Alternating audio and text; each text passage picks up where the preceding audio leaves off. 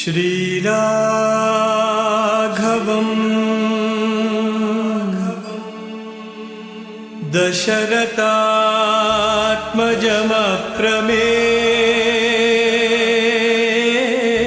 दशरथात्मजमप्रमेयम्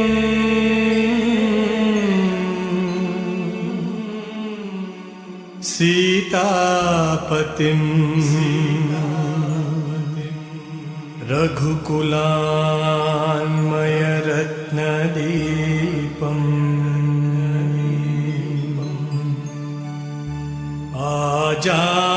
आजानुबाहुम्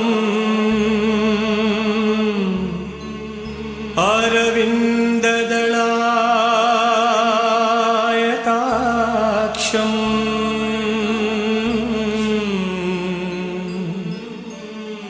रामम्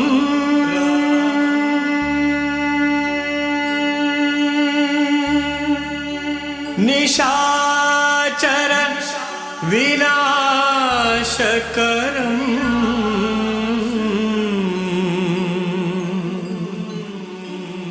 Namami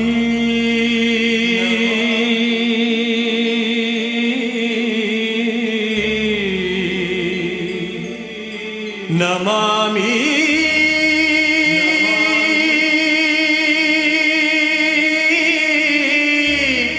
Namami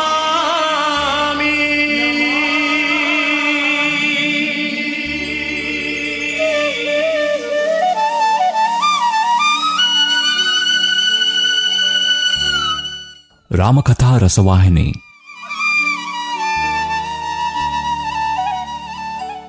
Chapter 4, Part 1. The Sons.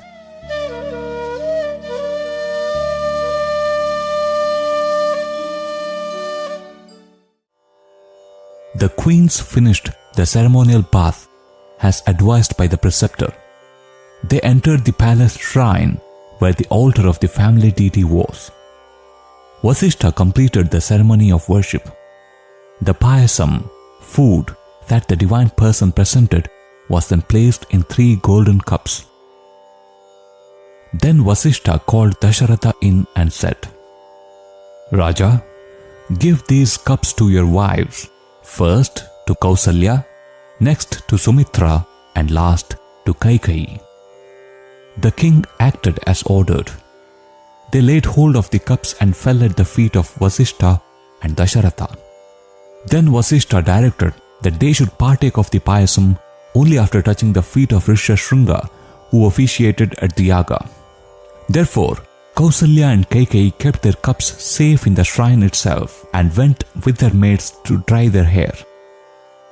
Meanwhile, Sumitra stepped onto the terrace and, keeping her cup on the short parapet wall, she dried her hair in the sun, ruminating all the time on her peculiar plight. She was the second queen. The son of the oldest queen will ascend the throne as of right. The son of Kaikeyi, the third queen, can ascend the throne according to the promise made by the king at the time of his marriage with her. But Sumitra wondered, what will happen to the son I would get? He will be neither here nor there. Why have a son at all to suffer as nobody, without status and sovereignty? Better far that a son is not born than be born and get neglected. But that was only for a moment. Soon she reconciled herself. She felt that what the gods decide must happen. None can stop it. She remembered that it was the command of her preceptor and the order of the king. So she went towards the cup, determined to eat the contents. When, lo and behold, an eagle flew in from somewhere and whisked it off in its beak, far, far into the sky.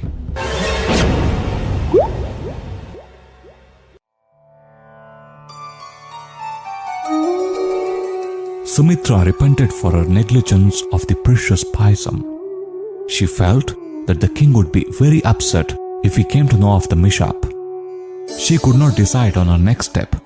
She went straight to her sister Kausalya and related the whole story to her. Just then, Kaikeyi too came there with the gold cup after tying up her dried hair. The three were very loving to each other, like sisters bound by one single silken thread of affection. So, to avoid breaking the saddening news to the king, they had another gold cup brought, and Kausalya and Kaikeyi poured into it a portion each from their own share, so that all could take their seats together in the shrine.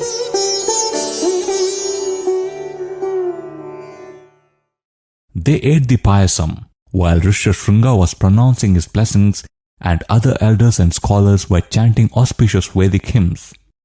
The queens then sipped sanctifying water and prostrated before the altar. They fell at the feet of Rishyashringa and proceeded to their own palaces. Time rolled by. News that the queens were pregnant spread among the people. The bodies of the queens took on a shining complexion. The 10th month arrived. Maids and nurses awaited the happy event and watched over the queens with vigilant care. Meanwhile, they came to know that Kausalya had the pains of labor. They hastened to her palace. While on their way, they learned that the royal consort had delivered a prince. On the second day, Kaikeyi brought forth a son. The glad tidings filled the entire zenana with joy. The next day, Sumitra had the pangs of labor and she delivered twin sons. Auspicious signs were seen everywhere. The happy news filled all with immeasurable joy.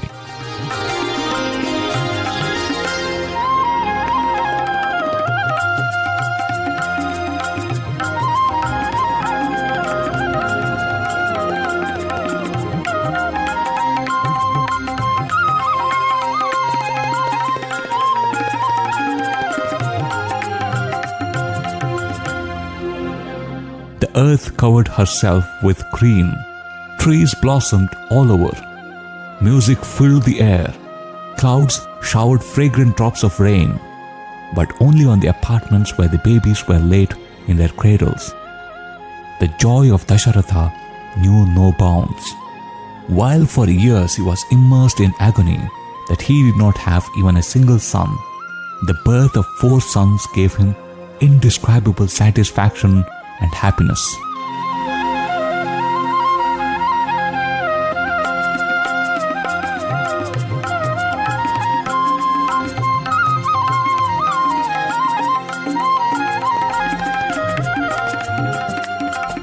The king invited Brahmins and gave them gold, cows, and land gifts in plenty.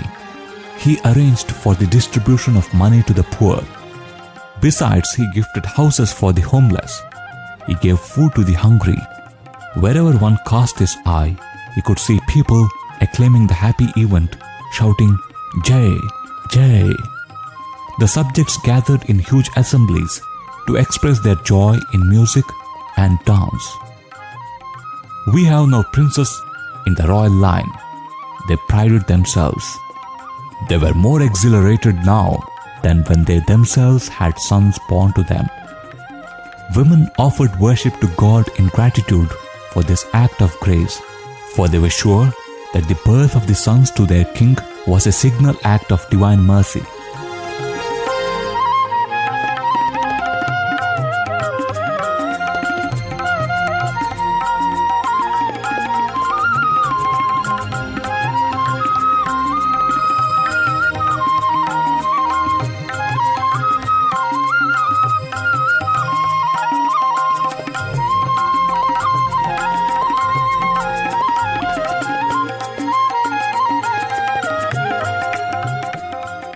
Dasharatha invited the preceptor of the royal dynasty, Vasishtha, to the palace, and according to his suggestion, he got a learned astrologer to write down the horoscopes of the newborn.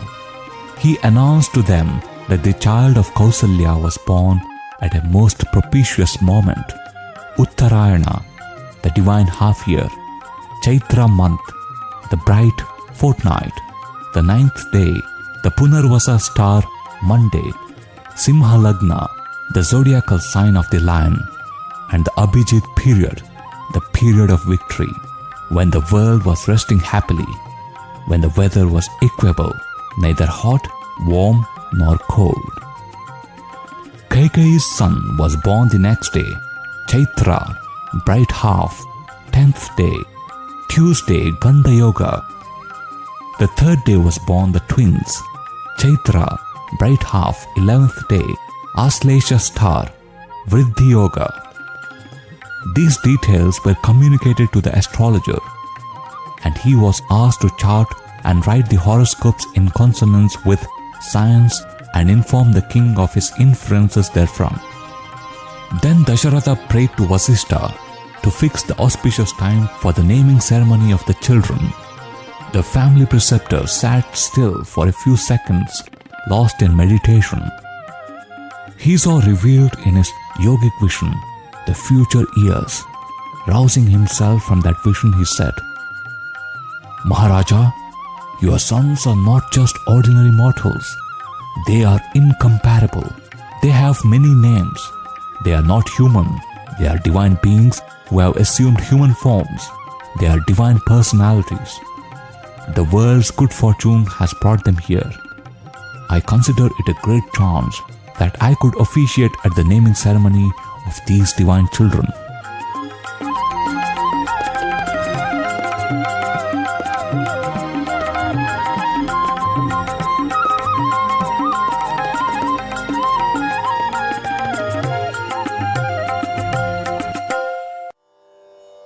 The mothers are three, but the father is one, and so Vasishtha laid down that the 10-day period of impurity be counted from the day when Kausalya delivered her child. So, the 11th day after the birth of Kausalya's son, the sage declared, was auspicious for naming ceremony.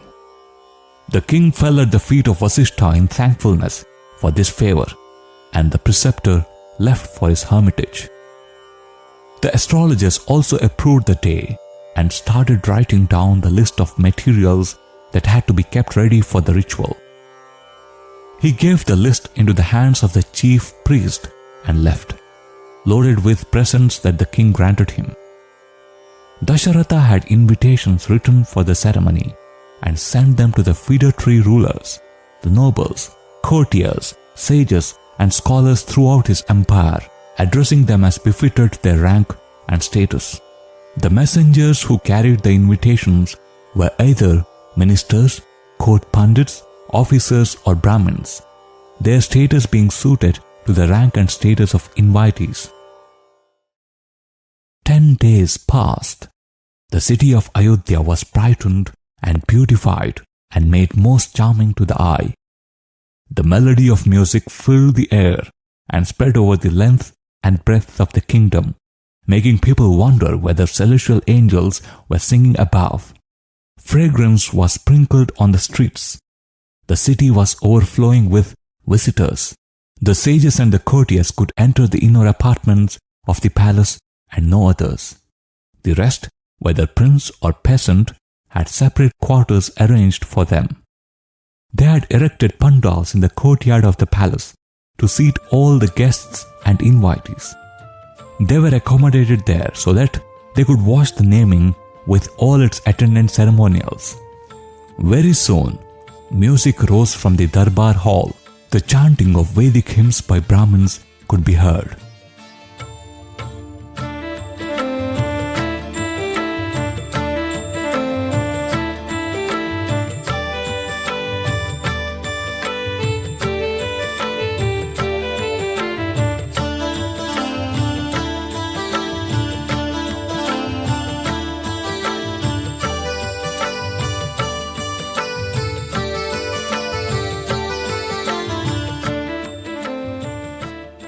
The three queens entered the elegantly decorated hall with the babies in their arms. They shone like divine mothers carrying the gods Brahma, Vishnu, and Maheshwara. The bliss and the splendor that pervaded their faces were beyond man's powers of description. As soon as the people noticed their entry, acclamations of Jai rose from their hearts. Women waved auspicious lamps before them. 3 special seats had been placed there for them. Kausalya took her seat first, followed by Sumitra and Kaikeyi. Emperor Dasharatha sat by the side of Kausalya on her right. The Brahmins started the ceremony with due attention to detail. They lit the sacred fire and poured oblations with the recitation of appropriate formula. Rice grains were poured and spread on golden plates. Soft silk cloth was spread on the rice. Then the babies were placed on the cloth by the mothers. The child of Kausalya stared at Vasishtha as if he was a familiar acquaintance. He endeavored to go near him as if he liked his company and would fain be near him. Everyone wondered at this strange behavior. Vasishtha was overwhelmed with joy at this. He shed tears of joy. He had to wipe his eyes and control himself with much effort. Then, holding a few grains of rice in his hand, he said, "King, the child born to promote the joy of Kausalya will do the same for all mankind. His virtues will bring solace and contentment, joy and happiness to all. The yogis and seekers will find in him a great source of joy. Therefore, from this moment, his name will be Rama, he who pleases." And the sages welcomed the name as very apt and meaningful.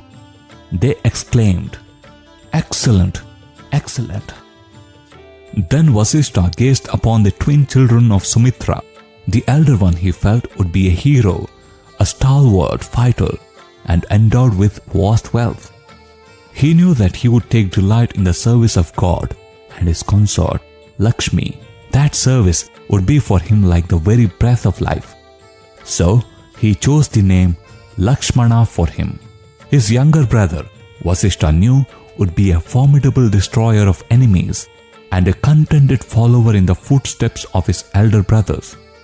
He therefore blessed him with the name Shatrughna, the slayer of enemies. Later, he gazed on the child that was a source of Kaikeyi's joy. That child, Vasishtha knew, will fill all hearts with love and joy. He will amaze all by his unbelievable adherence to Dharma. He will rule over his subjects with great compassion and affection. So he gave him the name Bharata, he who rules. The people were happy when they heard the preceptor dilate on the glorious future of the children. They were filled with love for the princes and called them from that day as Rama, Lakshmana, Bharata and Shatrughna. Dasharatha had arranged elaborate banquets for all who attended the ceremony. He filled with joy everyone who had come. He offered each one the hospitality and presents that the status of each deserved. He showered enormous gifts as charity, and as ritual penance, he distributed cows, lands, gold, and other valuables to the poor and the needy. He paid attention to the needs of everyone so that no one was discontented or disappointed, and after the ceremony was over, he gave them leave with due civility to return to their homes.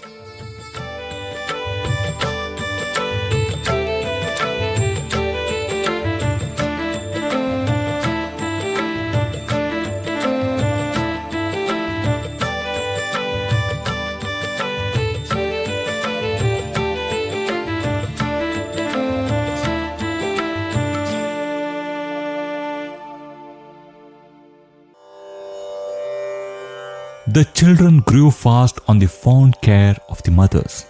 But one curious thing was noticed early. It was observed very soon that Lakshmana always sought Rama and Shatrughna always sought Bharata. Since the day of his birth, Lakshmana was always wailing.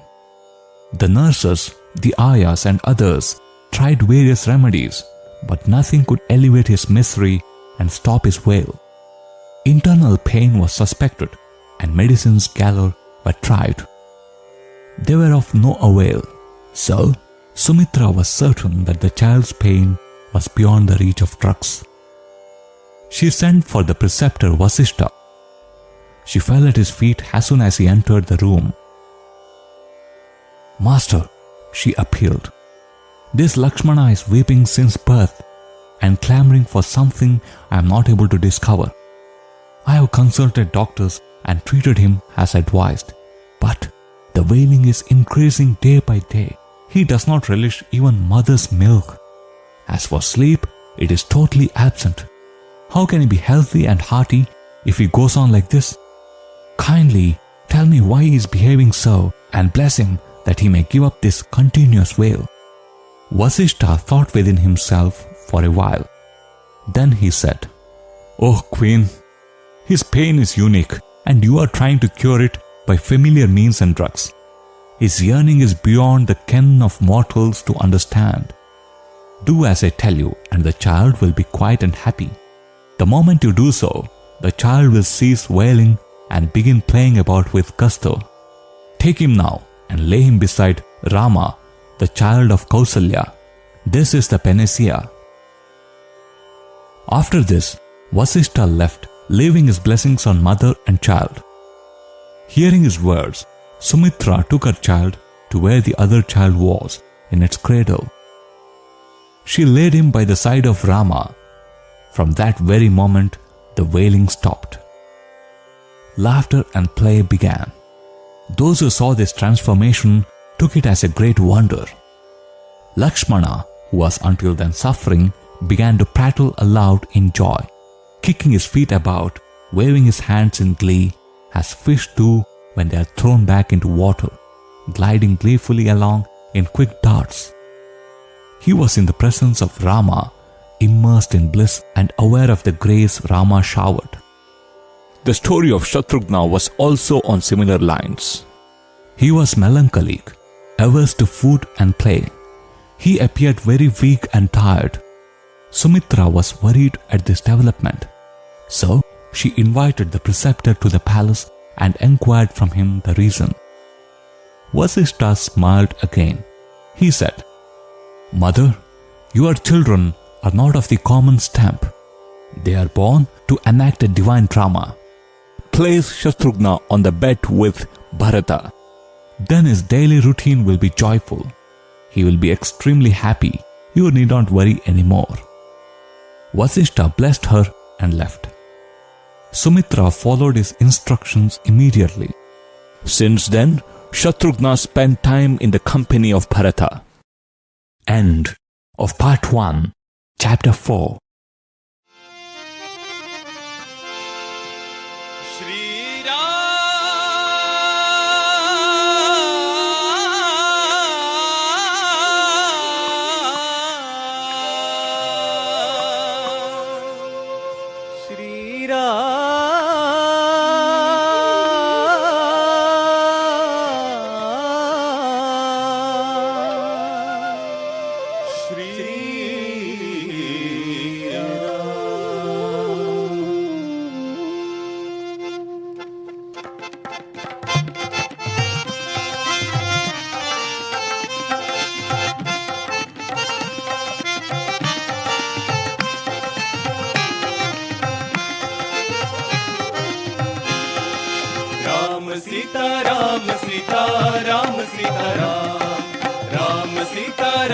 Sitaram Shri Ram ji की महिमा अपार, राम जी की महिमा अपार। सुन लो तो बेड़ा पार, सुन लो तो बेड़ा पार। श्री राम जी की महिमा अपार, राम जी की महिमा अपार। श्री राम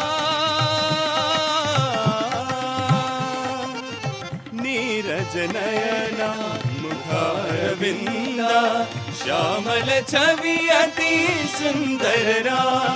करुणा स्वरूप श्री राम, निर्मल स्वभाव श्री राम। करुणा स्वरूप निर्मल स्वभाव, भक्तों के प्राण गुणशीलवान।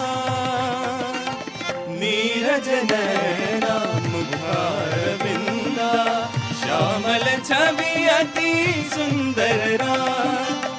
रविकुल मंडन दशरथ नंदन, मुनि मनरंजन नयन विराम। राम श्री राम श्री राम श्री राम, राम श्री राम श्री महिमा अपार, राम जी की महिमा अपार।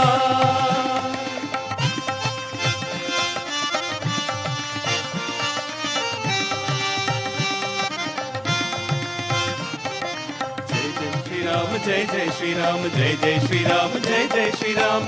जिनकी कृपा ने पाथर बिखारे, एक ही बाण ने दुष्ट संहारे।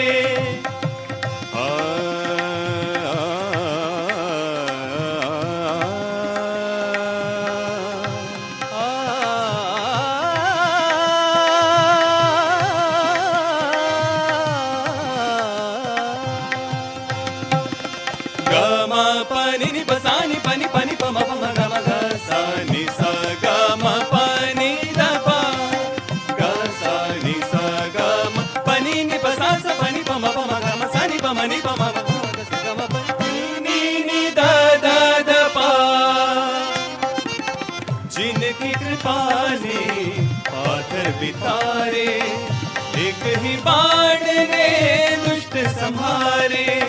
चरणों की धूल ने पापी उधारे, जन्मदिन उन्हीं का मना लो आज, जन्मदिन उन्हीं का मना लो आज।